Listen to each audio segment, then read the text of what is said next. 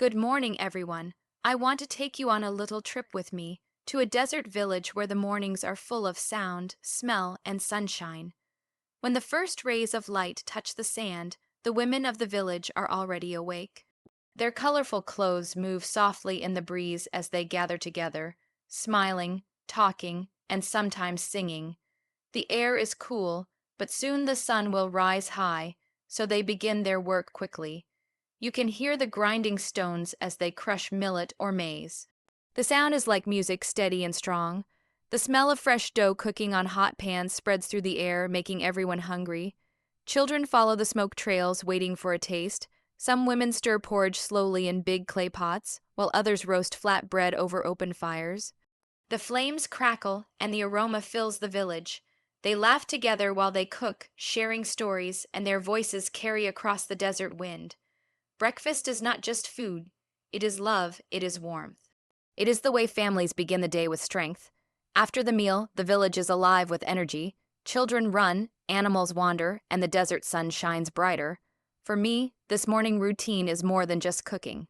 It is a rhythm of life, passed down through generations. It is beauty in simple things, and it shows the courage of women who rise with the dawn to keep their families strong. Thank you. In the desert village, the morning begins before the sun has fully stretched across the horizon. The air is still cool and calm, carrying with it the faint whisper of the night that has just passed. Roosters crow in the distance, and the sound of goats shuffling in their pens stirs life gently awake. While much of the world is still heavy with sleep, the women of the village are already rising, their bodies trained to follow the rhythm of the land and the light. It is not the clock that calls them, but the soft glow of dawn, and the responsibilities waiting quietly in the corners of their homes. A young girl, not much older than her school age, watches her mother slip gracefully from her mat. There is no hesitation in her movements, no sign of lingering drowsiness. The desert teaches discipline, and the women have long learned that the early hours are a gift, cooler and kinder than what the afternoon sun will bring. She wraps a scarf loosely around her head, and the colors of her dress are muted in the pale light. The girl knows that soon she too will follow this pattern, for this is how traditions pass on, not through strict instructions, but through the quiet example of everyday life. The village itself wakes slowly, and the first signs of activity are seen in the small courtyards. The faint smoke from last night's fires still lingers, mixing with the scent of dust and dry earth. Women step outside with graceful steps, balancing clay jars or wooden bowls in their arms. Some carry babies tied carefully to their backs, while others are accompanied by older daughters, eager to imitate their mother's every move.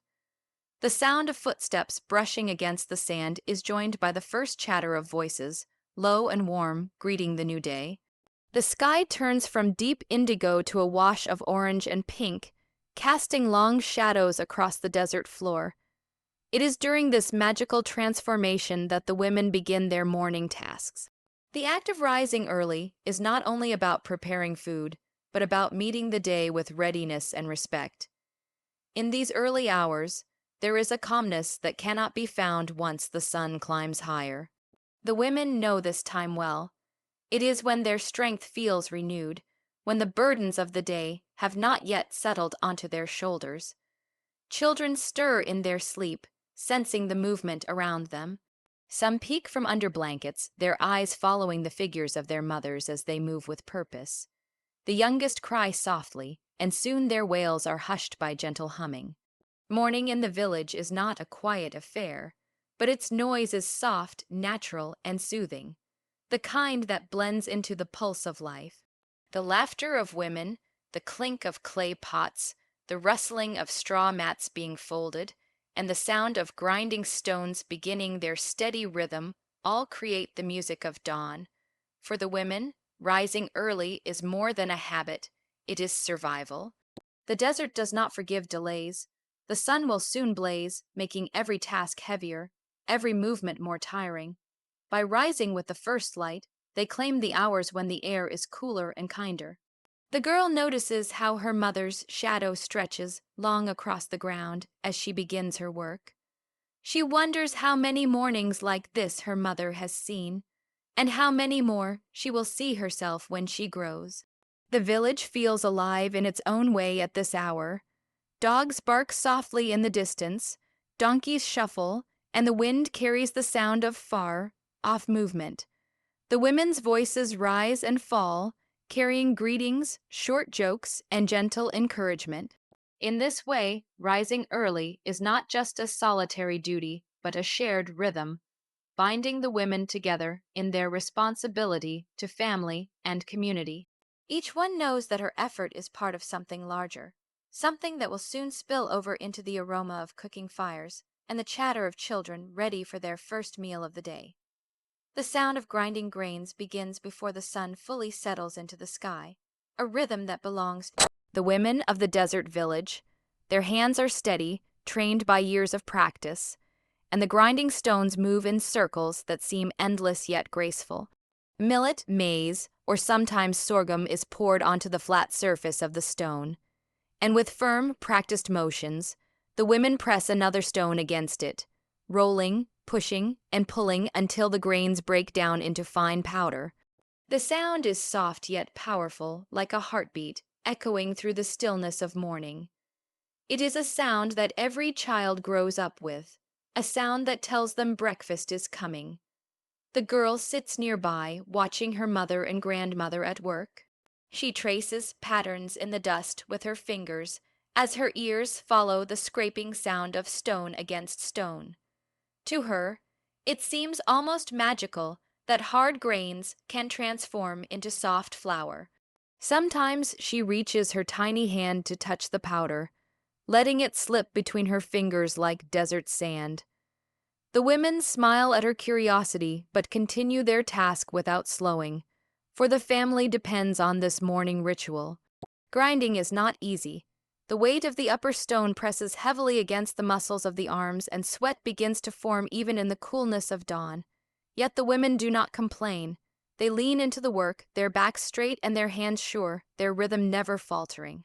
Their movements carry a quiet dignity, a reminder of the strength hidden in daily routines. For them, grinding grains is not just about food. It is about continuity, about feeding children who will one day take their place at the stone. The grains themselves are carefully chosen. Millet, small and golden, has a smell that is slightly sweet when ground. Maize is larger, its kernels shining like pale beads before they are crushed. Each type of grain carries a different story, planted in soil that has known both harsh sun and rare rain. The girl learns that each harvest is precious, that every kernel is cared for before it reaches the grinding stone. Nothing is wasted, for in the desert, waste is a luxury no one can afford. The process takes time, but time itself feels different in the village. No one rushes. The women talk softly as they grind, sharing small stories from yesterday, asking about one another's families, or planning what they will cook after the flour is ready. Sometimes they sing, their voices rising and falling in harmony with the stone scraping. The songs are old, passed down like the grinding itself, and their words are filled with images of the desert, of animals, of rain, and of love. The girl listens closely, memorizing both the song and the rhythm of her mother's hands, for one day she will join in the grinding and the singing. Dust rises from the stone, mixing with the faint smoke from nearby fires beginning to stir. The powder gathers into small piles, soft and light, ready to be sifted and kneaded into dough. The girl notices how her grandmother sprinkles water lightly across the grains before grinding to keep them from scattering. Every movement has purpose, every gesture shaped by experience. It is a craft as much as it is a task, and the women take pride in how fine and smooth the flour becomes under their care. From one courtyard to another, the sound of grinding joins together like a chorus. Different homes, different stones, but the same rhythm fills the air, connecting the women in unseen ways. The village breathes with it, as though the grinding itself is a language shared by all. The girl feels comfort in this sameness, knowing that what happens in her home is mirrored in the homes around her. It is a bond that cannot be broken, a daily act of unity that stretches as far as the desert horizon. The sun begins to rise higher, spreading its golden light over the land. The grinding continues, steady and determined. Muscles ache, yet the women press on, knowing that soon the flour will become dough. The dough will meet the fire, and the fire will bring the family together over breakfast. The girl's stomach growls softly, and she hugs her knees to her chest, smiling at the thought of warm bread and porridge. For now, she is content to watch and learn, to feel the pulse of life in the grinding stones, to see how strength and care blend into every handful of flour that gathers on the flat surface of the stone. The firewood crackles as the women arrange it carefully under the clay stove, the flame licking at the dry sticks with eagerness. Smoke curls into the sky, carrying with it the earthy scent of wood that will soon give way to the aroma of cooking porridge and flatbread. The desert morning is alive with movement, and in the center of it all are the women, bending, stirring, patting, and lifting with a rhythm that is both practiced and beautiful. Their hands move quickly but never in chaos, every action measured, every gesture deliberate, as though the fire itself listens to their commands. The large clay pots are filled with water carried from the well before sunrise, heavy jars balanced on strong shoulders, the water shimmering inside with the first light of day. Into these pots go handfuls of flour from the freshly ground grains, poured slowly while another hand stirs with a long wooden spoon. The mixture thickens with each turn, transforming the water and flour into a bubbling porridge. The wooden spoon moves in steady circles, never stopping, for if the stirring pauses too long, the porridge will stick to the bottom and burn. Children hover nearby, their noses twitching at the warm, comforting smell that drifts out of the pot. They know the porridge is for them, fuel for running, playing, and growing, and their eyes sparkle with impatience. Beside the porridge, flatbreads are prepared. The dough, soft and pliable, is patted into thin circles by hands dusted with flour. Each piece is laid carefully on a heated pan, the surface sizzling as the bread meets the fire. The aroma rises almost immediately, sharp and delicious, and the edges of the dough begin to puff and darken with small golden spots. A woman lifts the bread with her bare fingers, flipping it quickly with practiced ease. The heat does not scare her. She has done this countless times, her fingertips hardened by years of cooking over open flames. The girl sits close to the fire, her face glowing from its warmth, watching every step with wide eyes. She tries to copy her mother by clapping small pieces of dough between her hands, though hers come out uneven and lopsided. The women laugh softly at her efforts, encouraging her with gentle words, reminding her that one day her hands will be as skilled as theirs. For now she is allowed to try, and she giggles as she presses her messy dough onto the pan. Proud of the bread she is certain will be eaten alongside the others. The porridge thickens steadily, the wooden spoon moving in wide circles, scraping the edges of the pot, gathering the steam into the air. A little salt is sprinkled in, sometimes milk if it is available, and on rare mornings honey or dates are added for sweetness. The simple ingredients carry richness beyond taste, for they are gathered with effort, harvested from fields or traded in markets far away. Each mouthful of porridge is not just food, but proof of hard work, patience, and the gifts of the land. The women work together, each one tending to a part of the meal. One stirs, another flips bread, another feeds sticks of wood into the fire to keep it alive. Their voices weave into the scene, mixing with the sounds of bubbling porridge and crackling flames. They talk about the weather, about children, about the tasks of the day ahead. Laughter rises from their circle, sudden and bright, cutting through the smoke like sunlight through morning clouds. Their unity gives the work a lighter feel, turning necessity into something almost joyful. The fire burns strong, sending sparks into the air, glowing like tiny stars before they disappear into the morning light. The flatbreads pile up one by one, stacked high on a woven mat, soft and steaming. The girl sneaks closer, trying to tear a small piece, but her mother taps her hand lightly with the spoon, reminding her to wait until everything is ready. She sits back down, her stomach rumbling, her eyes never leaving the food. The anticipation is part of the routine, part of the memory that will stay with her when she is older and cooking for her own family. Around the village, similar fires burn, similar pots bubble, similar breads rise on hot pans.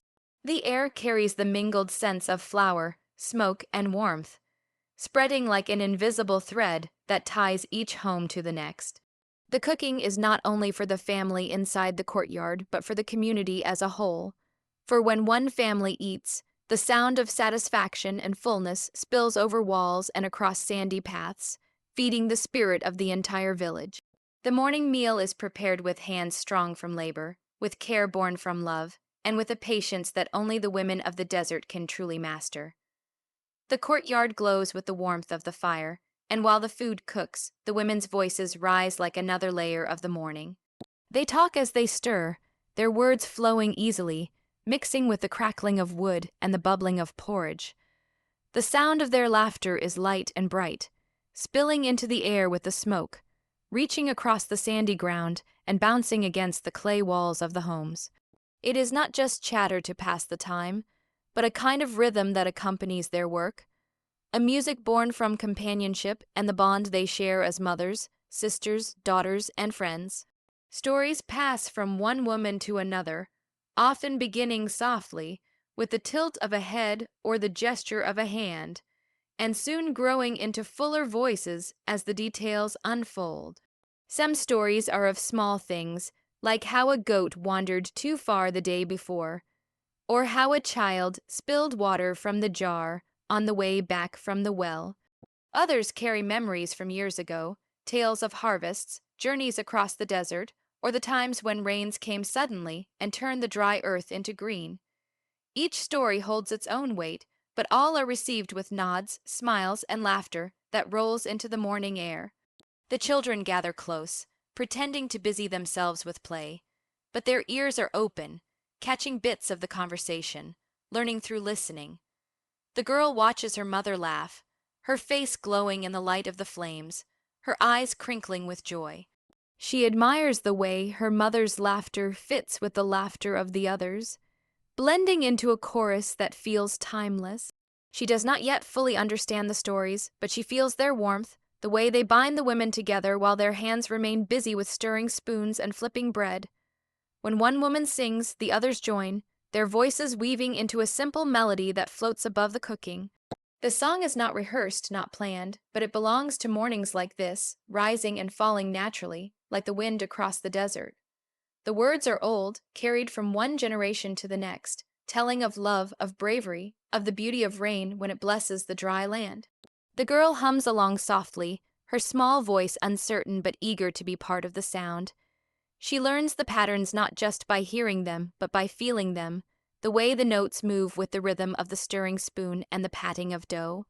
Even as they laugh and sing, the women's work never slows. Their hands move with certainty, measuring without scales, flipping without timers, stirring without recipes. It is knowledge stored in memory, in muscles, in repetition. While one woman tells a funny story, her other hand quickly adjusts the firewood, lowering the flames so the bread does not burn. Another, mid-laughter, shifts the heavy pot slightly so the porridge cooks evenly. Their ability to balance joy with responsibility is seamless, their strength softened by the companionship that makes the tasks lighter. The fire throws sparks upward, tiny bursts of light that fade quickly, but the women pay them no mind, too engaged in their stories. The smoke clings to their clothes, settling into the fabric of their colorful wraps, marking them with the scent of morning labor. Their laughter, however, keeps the air bright, overpowering the heaviness of the smoke with the brightness of shared joy. The girl sits quietly, her knees tucked under her chin, her eyes following their every move, but her ears holding onto the voices, knowing that this is how she will learn not only how to cook, but how to belong.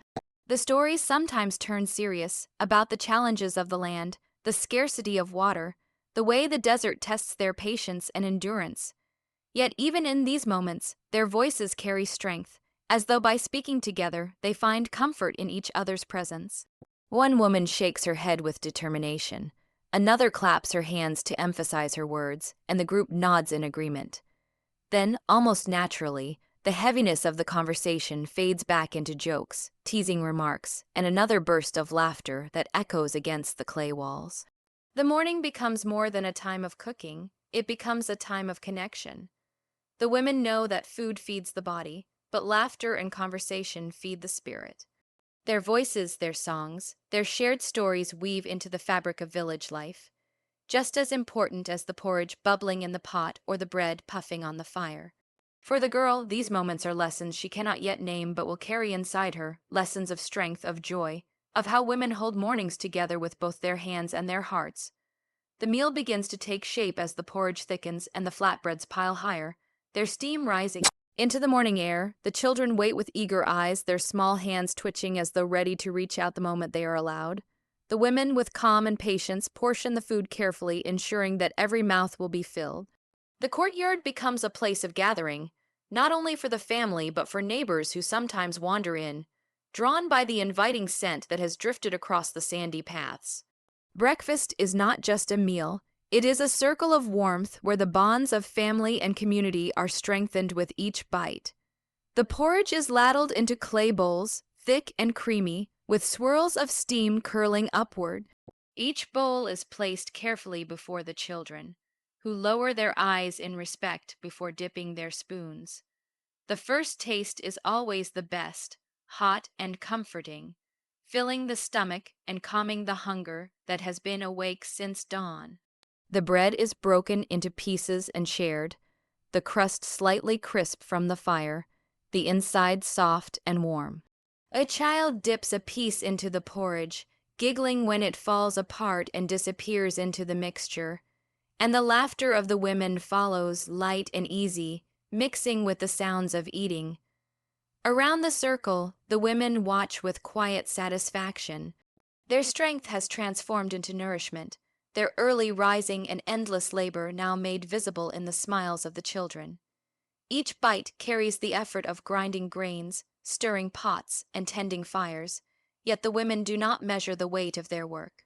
They see only the fullness of their families, the energy being restored, the readiness for the long day ahead in the desert.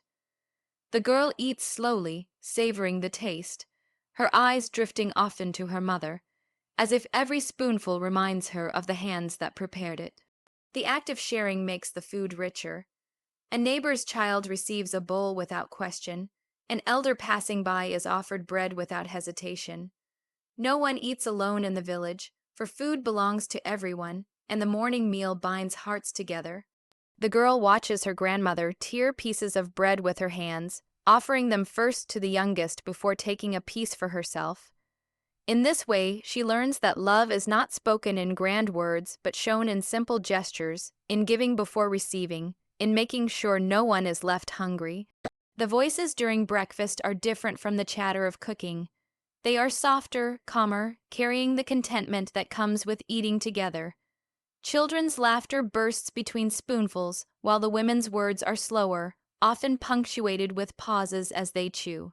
The sound of porridge being stirred in bowls, bread being torn into smaller pieces, and satisfied sighs all blend into a new kind of music, one that belongs only to this part of the morning. The girl notices how even the animals seem to share in the moment. Chickens wander close, pecking at crumbs that fall to the ground. Goats press their noses through the gaps in the fence, and a dog curls near the fire's embers, eyes half closed but ears alert for scraps. The world feels whole in these minutes, every creature drawn to the heart of the courtyard, where food and togetherness live side by side. Breakfast carries more than taste, it carries strength.